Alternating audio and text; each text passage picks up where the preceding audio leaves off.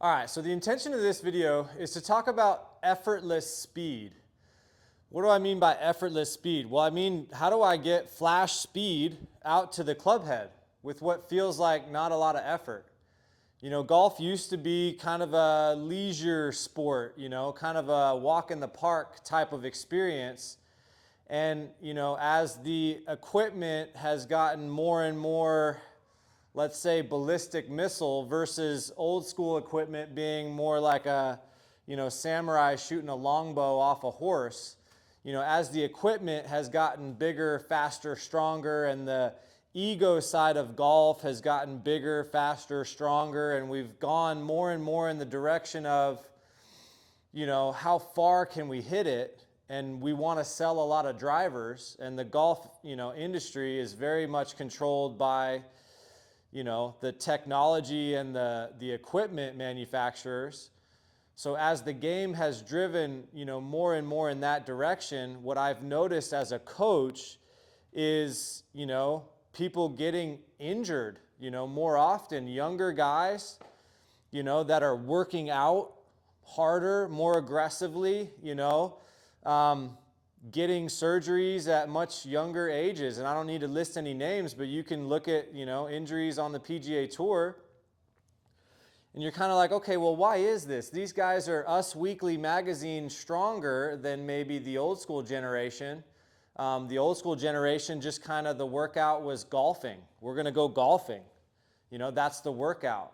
And then they would hang out with their family and do other things. Golfing is a workout and was the workout. And so how come, Sam Snead and Ben Hogan and Jack Nicklaus and Arnold Palmer and Gary Player and all these great players were able to move this weight on the end of this fulcrum at world-class speeds, and I would, even argue that the clubs they were using were probably heavier in many cases, which led to maybe more efficient movements and longevity and strength.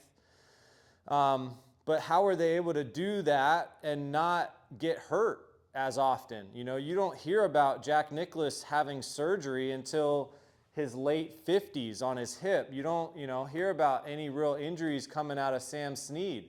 He won in the 1930s, and then he won in the 1980s.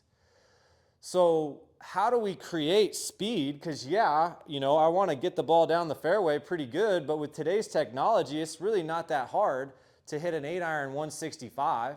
It's really not that hard to hit a driver 300 yards with how good the golf ball's gotten and how good the technology is. So how do we do this in a way that's not so effortful? How do we use the geometry and the physics to get the club head speeding itself up with what feels like less and less effort? And so I wanted to talk about, some concepts that you can maybe implement into your training that will help you get this, and I wanted to start by talking about the lead side of the body and how important the pulling action is from the lead side of the body. And you'll hear people say things like, don't pull down. Okay, well, what does that even mean? I need to always be pulling on the front end of the golf club. I'm always pulling in the golf swing. We can talk about pushing and pulling and how, things balance out in the golf swing. But you hear people say, don't pull down, it'll make you steep. I think what people mean is when they get loose in transition and they get narrow and then they pull the club down, it gets steep, so then they have to dump it out early. And you see that, a lot in golf instruction. But if we know how to keep the width up and we know how to stay shallow, in the transition sequence, then we can actually get the shaft to drop even shallower, but also drop this way, and we can pull the butt of the club down into a position where right at the last second, we can start to pull the butt of the club up and in and transfer a bunch of flash speed out to the club head. So we've all been kind of, boating and tubing behind a boat. Well, if the boat just keeps accelerating, then the tubers just get dragged behind the boat. But when that boat turns and slows down, you're getting flung across the wake. So how do we short arc it, or how do we get a lot of energy out to the club head for free without a lot of effort? And if we understand angles and we understand, the physics of basically how to slow our hands down, then we can get a bunch of free speed out to the club head without a whole lot of effort. So then what is important about maybe this lead arm? Because you'll hear a lot of variance when it comes to grip, and people have different size hands, different length fingers, different size grips, so some people might say they feel it more in the palm. Some people might say they feel it more in the fingers. I'm going to go ahead with the middle way approach and say it's in the base of the fingers. And then, okay, I want this thing at about a 90-degree angle, running kind of perpendicular to my palm. And I want to make sure that this wrist joint is strong, not turned over like this strong. I want to make sure that this wrist joint is really, really strong and neutral, where I would throw a punch from. Because if I have a neutral wrist joint, I'm going to have the best strength and I'm going to have the best pliability. And if I can get this wrist joint to feel pretty neutral, and this thumb's at about 1 o'clock, when that face is pretty square, then when my wrist is under load, I know where the face is. So if I put this wrist in a weak position and then I can't communicate from my hand and all these joints in my hand out to my wrist, up to my elbow, up to my shoulder, into my scapula, because my grip is more than just, my hands and my fingers. That's what's connecting to the club. But when I'm really gripping it, like if I'm gripping that pull-up bar, I'm gripping it with my whole body. Calisthenics guy will tell you their glutes are part of their grip when they're doing pull-ups. So when we talk about creating a tensegral unit that is communicating to this weight on the end of this fulcrum, and how do we get that weight moving fast? Because this is what I need moving fast. I don't need this to move all that fast to get this moving really, really fast. So what do I look for in an important grip? Well, if you just put your golf bag down on the ground and pick it up and start walking around with it, you'll kind of feel where you need to be to have all these joints communicating well with each other.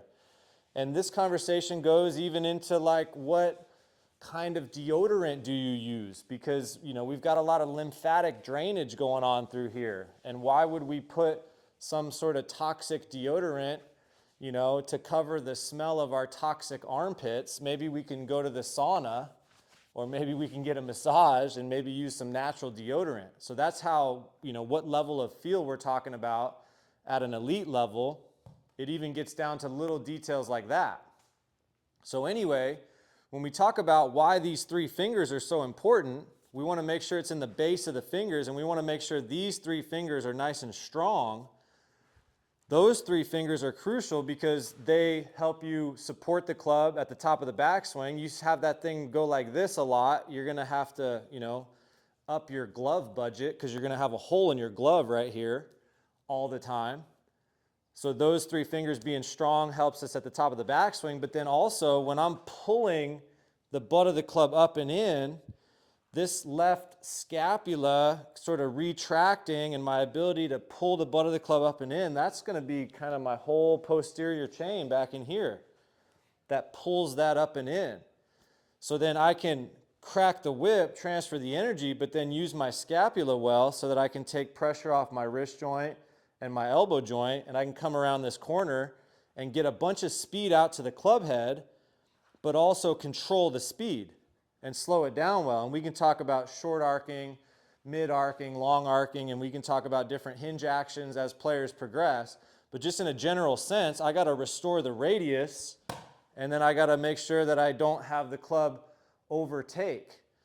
So the drill I wanted to share that kind of gets you all of this for free is just to do some single arm shots with your lead arm only, take it back about halfway, and then finish with a short follow through. So finish at about the end of the release, which would be in between impact and when the club's parallel to the ground on the through swing. So finish about at a 45 out in front of your left foot. And what's happening is it's actually the braking of my hand speed that gets the real efficient energy transfer out to the club head. And then when I've got one arm only, all these ligaments that are communicating into my thoracic spine are starting to talk. And the muscle memory, there's no such thing as muscle memory, it's ligament memory. And we want strong ligaments. And we want strong ligaments for a long time until we're old. So this is why we use power tools. We don't use power tools, we use wrenches. You know, this is why we train all this stuff, because we don't want that club face to wiggle. And if we want to be able to increase our club head speed, we've got to be able to increase our grip strength at the same time.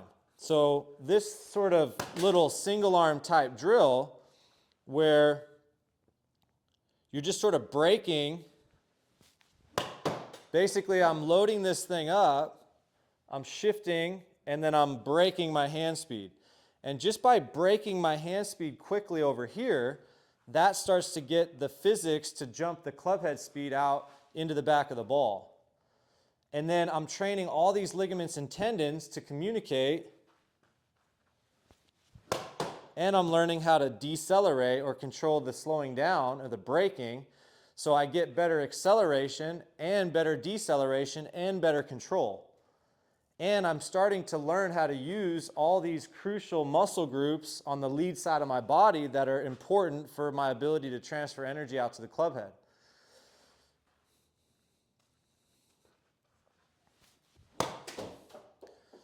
So you make the club a little shorter, you take it back about halfway, and then you stop just after impact.